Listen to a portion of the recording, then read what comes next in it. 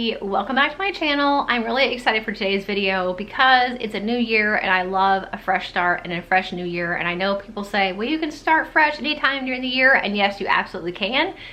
But there is nothing quite like the very first month of a brand new year to kind of get you motivated and thinking about how you can make your life better. So with that in mind, in last week's video, I shared with you how to get your life together in 2022. So if you haven't seen that video yet, definitely check it out. I'll link it for you in the description box. But in that video, I mentioned today's video, and I was gonna share with you guys to-do lists and how important they are.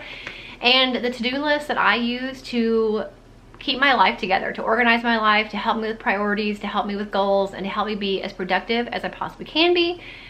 It can be hard as a stay-at-home mom, a homeschooling mom, and a work-at-home mom to figure out sometimes what I need to do in any given day, week, or month, or even year.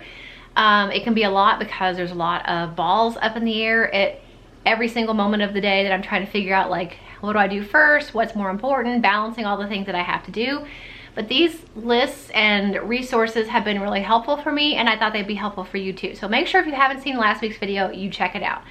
In today's video, I do have all of my lists here. I've got some little notes stuck on them so I can kind of help you. I had to really stop and think about, like, I've used some of these so long, I'm like, wait a minute, how do I do this? Like, to me, it's second nature to do it this way, but to somebody else, it may not be. So I had to try to, like, break it down and make it make sense so that I could explain it as best as possible. So hopefully I succeed in that. So the first section I have is long-term planning by season. So all these printables are free. I will link them for you in the description box. So planning by season is basically what it sounds like, and I'll put a side-by-side up on the screen. So 4 seasons. So this is broken down into spring, summer, fall, and winter. So these are things I'm thinking of long-term. I use this especially at the beginning of a new year or right before a new year starts, like kind of penciling in what I may like to get done in a certain season. So I may not know yet what month I want to do something, but I may know, you know, this really needs to be done in the spring, or this should really be done in the fall. So that is what this does, and it really helps me to kind of break my year into quarters, break my goals and my to-dos into quarters, so that I'm not looking at a whole year and thinking, I've got all this stuff to do. What am I going to do? I've broken it down now into 4 quarters. So that makes it a little bit easier for me to kind of process in my brain and figure out, you know, what should really be done when, and I can get it out of my brain and not think quite so much about all the stuff I have to do when I have at least figured out and kind of frameworked out the year looking ahead. I also have another one that looks somewhat similar that I just kind of made on my own. Again, it's broken into 4 quarters. This is something a little bit shorter term. So this is obviously looking ahead at a year based on the quarters, you know, of the year. This is broken down into my 4 main categories of life. So your sheet would look different than mine, but mine says home, homeschool, YouTube, and miscellaneous. So I get a lot of the things I need to do for this page from this. Not everything, but a lot of things go into this. So let's say in the spring, I know I have down here that I need to reorganize my closet. So when it's getting to that time, you know, this is stuff I'm going to be putting on that's going to be done in the next couple weeks, maybe the next month or 2. I kind of break it down into the category it belongs in. So I would put that on this that says home, organize my closet. So this is looking at the year a lot farther out. This one is zoomed in just a little bit by a few months or by a few weeks, depending on how you want to organize it. And this list in particular really helps me plan my days, and I do a to-do list every single night for the next day. A lot of things that I add to my daily to-do list is going to come from this sheet that I'm talking about. So that really helps me. And I don't have my to-do list to show you in my hands because I make my to-do lists on my computer. So my daily to-do list is going to be daily tasks, and it's going to be things that I have pulled from this quad sheet that I made. There's a couple reasons why I make my to-do list on my computer, and I've tried to do it by handwriting it. I've tried other ways to do it because I watch other people's videos and I think, well, that works for them, so that should work for me, but it doesn't. For me, typing my to-do list is the most efficient way to make my to-do list because I can type so much faster than I can write. And if there is something that is a repetitive task that I do every single day, instead of having to handwrite that every single day, I can just copy it and paste it to the next day. So I usually will go ahead and write, you know, Monday the 5th, Tuesday the 6th. I'll do that for about 2 weeks. And it really helps me to, like, fill in which days I need to do certain things.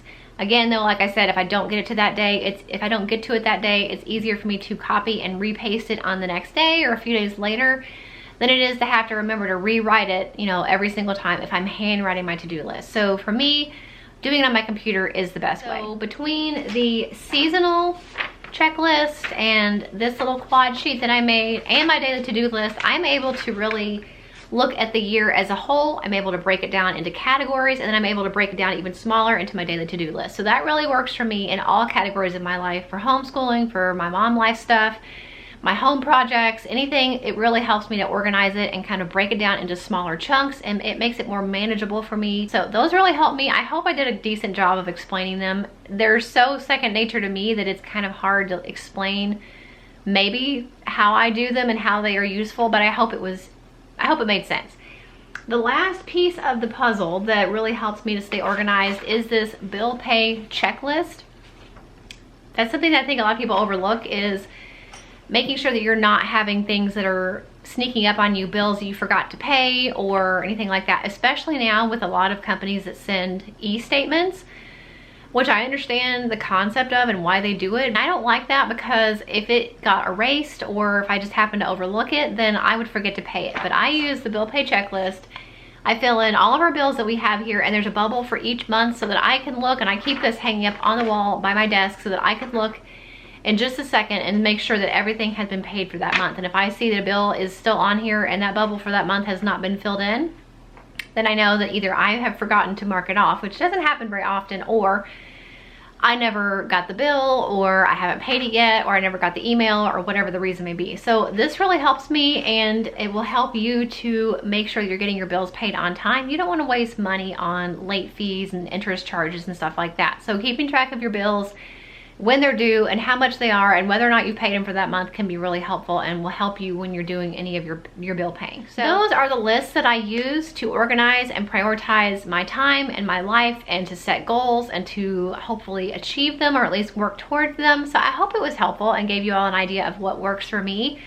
But like I said, what works for me may not work for you. You really have to find a system that is going to work for you. It might be a little bit of trial and error. It may look a lot like how I like to plan. It may look nothing like how I like to plan. But the important thing is that you are setting goals for yourself. You are making a to-do list with the most important things at the top and working your way down. You're using something to make your life easier, to help you stay focused, to help you to not be as overwhelmed. And as moms, it can be so hard to not be just frazzled all the time. So these things really help me, and I thought they may help you. So if they did and you think they're going to be useful for you, make sure you give this video a thumbs up. Don't forget to check out last week's video if you haven't yet, my 5 tips for how to get your life together in 2022, or any year, no matter what year it is. Definitely check that out. I will link the bill pay checklist and the seasonal organizer for you. I can't really link this because I just made it myself, but you could do this on just a piece of paper with a ruler, or you could make it in whatever word processing software you use.